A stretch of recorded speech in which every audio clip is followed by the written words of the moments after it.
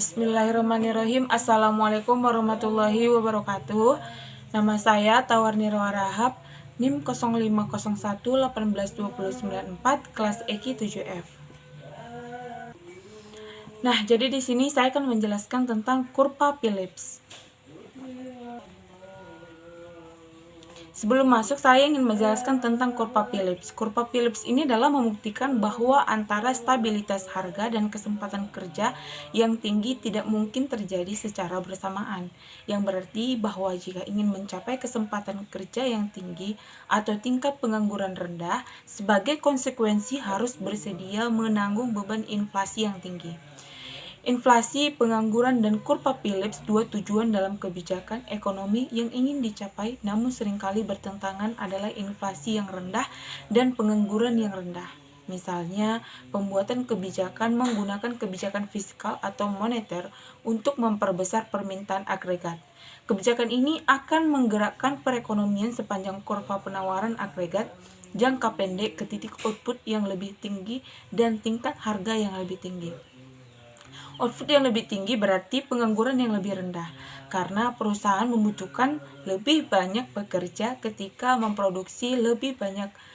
Tingkat harga yang tinggi berdasarkan tingkat harga tahun sebelumnya, berarti inflasi yang lebih tinggi. Jadi ketika para pembuat kebijakan menggerakkan perekonomian ke atas sepanjang kurva penawaran agregat jangka pendek, mereka menurunkan tingkat pengangguran dan menaikkan tingkat inflasi. Nah, jadi di sini saya ingin menjelaskan berdasarkan bentuk kurva. Sebelumnya saya ingin menjelaskan tentang kesempatan kerja atau employment. Employment inilah kesempatan kerja, dan yang kedua adalah angkatan kerja. Nah, kesempatan kerja ini kita semua memilikinya asalkan kita sudah memasuki usia 16 tahun sampai 60 tahun, maka kita sudah mendapatkan kesempatan kerja. Dan apabila seseorang melarang untuk bekerja, maka dia akan terkena hukum yang ada tertera di Indonesia ini atau di dunia ini. Nah, yang kedua adalah angkatan kerja. Angkatan kerja ini adalah 16 sampai 60 tahun atau yang sanggup untuk bekerja, memang sudah sanggup untuk bekerja. Nah, apabila ini semua dia sudah mempunyai tapi dia tidak mau bekerja, maka masuklah dengan unemployment. Unemployment ini adalah pengangguran. Ini semua apabila tidak berjalan dengan lancar atau pengangguran yang banyak, ini adalah masalah nasional atau masalah pemerintah. Apabila pemerintah tidak bijak untuk mengatasi ini, maka sampailah kita ke titik kemiskinan di dunia ini atau pengangguran yang lebih banyak. Nah, kita lihat dari inflasi. Inflasi ini adalah harga. Apabila harga menaik, maka jumlah pengangguran pun akan merendah. Jadi itu adalah resiko apabila kita ingin pengangguran di dunia ini atau di Indonesia ini merendah. Kita lihat dari kurva ini. Apabila inflasi menurun jadi 7%, maka jumlah pengangguran menjadi 300 orang.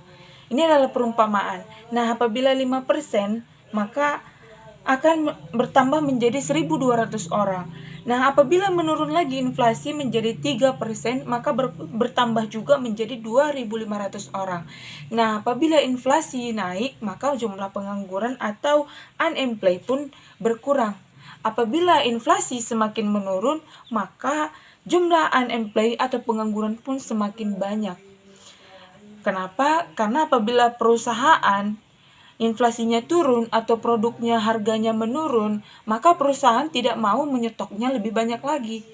Nah, apabila produknya tidak banyak lagi, maka jumlah anggota atau pekerja yang ada di perusahaan tersebut juga akan berkurang. Apabila inflasi naik, produk juga semakin banyak atau harganya semakin menguntungkan perusahaan, maka perusahaan juga akan meminta pekerjanya yang lebih banyak. Nah, sampai di sini penjelasan kurva Phillips yang bisa saya jelaskan. Apabila ada kesalahan, saya memohon maaf. Assalamualaikum warahmatullahi wabarakatuh.